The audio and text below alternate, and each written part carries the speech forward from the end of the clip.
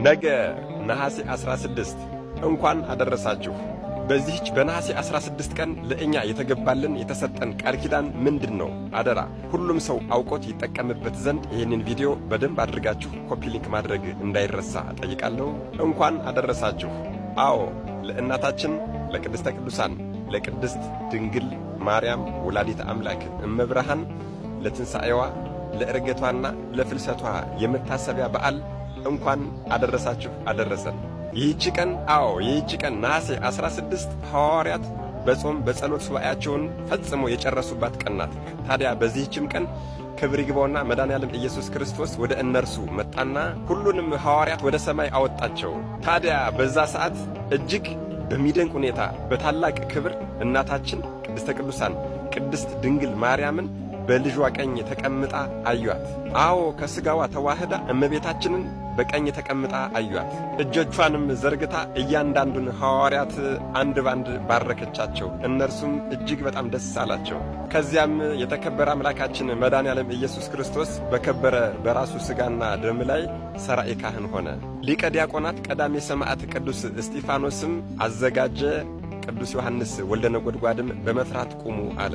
ሁሉም ሐዋርያት በመሠዊያው ዙሪያ ቆሙ። በሰማይ በመሠዊያው ዙሪያ ቆሙ። በዚያም ጊዜ ከቶ እንደርሱ ሆኖ የማያውቅ ታላቅ ደስታ ተደረገ ሆነ። ክብር ይግባውና ጌታችንም የቅዳሴውን ሥርዓት በፈጸመ ጊዜ ቅዱስ ሥጋውና ክቡር ደሙን ለሁሉም አቀበላቸው። ከዚያም እናታችን ቅድስተ ቅዱሳን ቅድስት ድንግል ማርያም በቅዱስ ኪሩቤልና በቅዱስ ሱራፌል ሰረገላ ላይ ተቀምጣ በምታርግ ሰዓት የክብር ባለቤት ጌታችን መድኃኔዓለም ኢየሱስ ክርስቶስ እናቱ ቅድስት ድንግል ማርያምን እንደዚህ አላት። የሰው ልጆች ሁሉ ይጠቀሙበትና ይድኑበት ዘንድ በዚህች በነሐሴ 16 ቀን የሆነ የዕርገትሽን የትንሣኤሽን መታሰቢያ በዓለም ሁሉ እየዞሩ ይሰብኩ ዘንድ ልጆችሽን ሐዋርያትን እዘዣቸው አላት። እርሷም ከሐዋርያቱ ጋር ተነጋግራ ከጨረሰች በኋላ ቢሰጥ የማያልቅበት መድኃኔዓለም ኢየሱስ ክርስቶስ በዚህች ቀን ለእናታችን ለቅድስተ ቅዱሳን ለቅድስት ድንግል ማርያም እንደዚህ ብሎ ቃል ኪዳን ገባላት። በዚህች በትንሣኤሽ መታሰቢያ ቀን በቤተ ክርስቲያንሽ ተሰብስቦ በዓልሽን ያከበረውን መታሰቢያሽን ያደረገውን ሁሉ በንጽሕና ተጠብቆ ቅዱስ ሥጋውና ክቡር ደሙን በዚህ ቀን የተቀበለውን የቆረበውን ሁሉ ኀጢአቱን እደመስስለታለሁ አላት። አዎ በዚህች በከበረች ቀን መታሰቢያሽን የሚያደርግ ሁሉ የእሳትን ባሕር የእሳትን ሥቃይ ፈጽሞ አያያትም።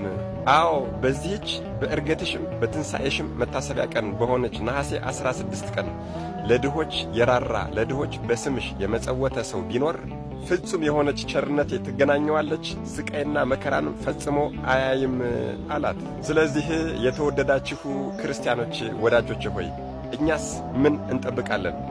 በፍጹም ደስ ተሰኝተን በዓሏን ለማክበር እንዘጋጅ። አዎ በፍጹም ደስ ተሰኝተን መታሰቢያዋንም ልናደርግ ይገባናል፣ ለድሆችም ልንራራ ይገባናል። እርሷ ሁል ጊዜም ቢሆን ስለ እኛ ወደ ተወደደ ልጇ ትማልዳለችና መድኃኔዓለም ኢየሱስ ክርስቶስ ከእናታችን ከቅድስተ ቅዱሳን ከቅድስት ድንግል ማርያም ወላዲተ አምላክ እመብርሃን የትንሣኤ የዕርገትና የፍልሰት በዓሏ በረከት ያሳትፈን አይለየን። አሜን። ይቆየን።